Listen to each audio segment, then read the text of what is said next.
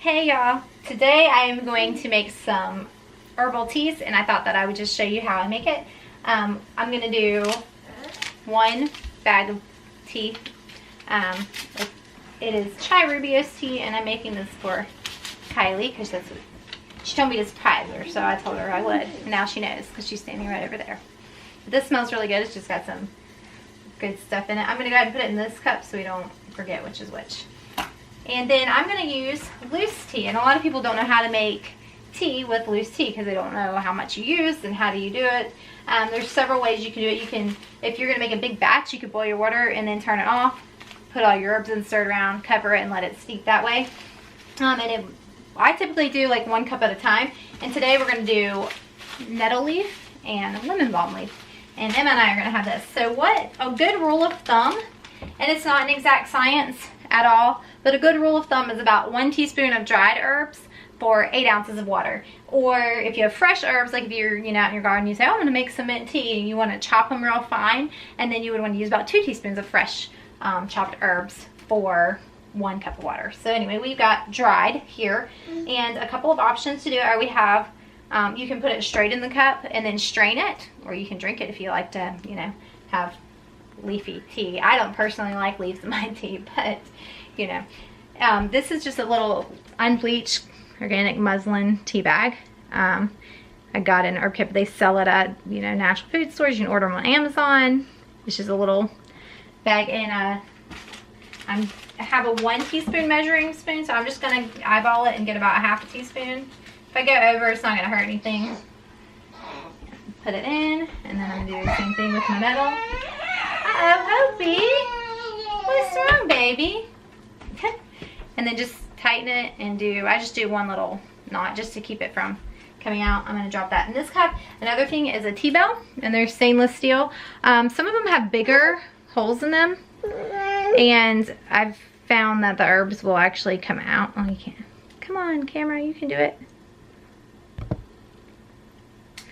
And come out, well, kind of come out into your water, so you might not like that as much. This one has pretty tight mesh. And I bought this, at a natural food store. You can get them on Amazon as well, or wherever, probably even the grocery store probably carries them.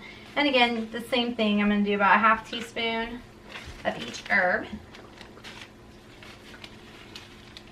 And I've got my water measured out over here to boil. And you don't want to boil the actual herbs because you don't want to cook them. If you cook them, then you lose your medicinal properties. So what you want to do is heat the water to boiling and pour it over. So I just dropped that into the cup. It has the tab hanging out. And put them here. Let's see. I have to get my saucers out. I forgot.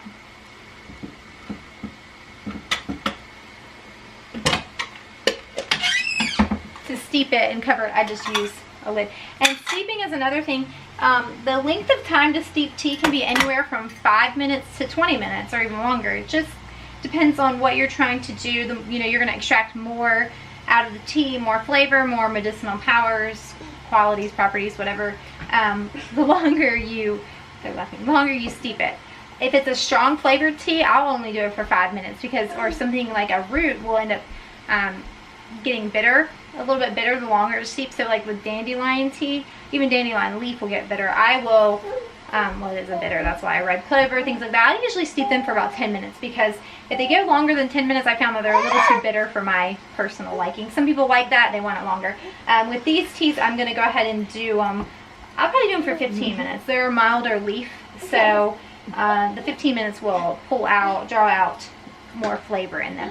And then I'm going to sweeten them with raw honey. You can use raw sugar if you'd like, but of course it's not as healthy for you. So the raw honey is a much healthier option. Of course, different honeys taste different. So some honeys are stronger. This is just like a clover, so it's very mild.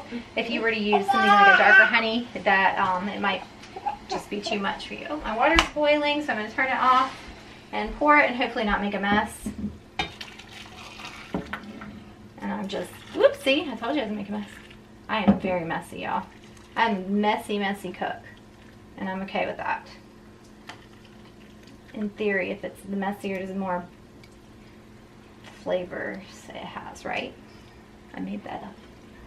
So anyway, I'm just going to put my plates on top, and I'm going to set my timer on my stove, because if I don't set a timer, I won't know how long it's steeped, and I'll completely forget about it, and it'll be cold, and then it's not very good when it's cold. So anyway, we're gonna steep these, and we will come back and add our honey and drink it and enjoy it. So that's all there is to it. It's really easy to make herbal teas.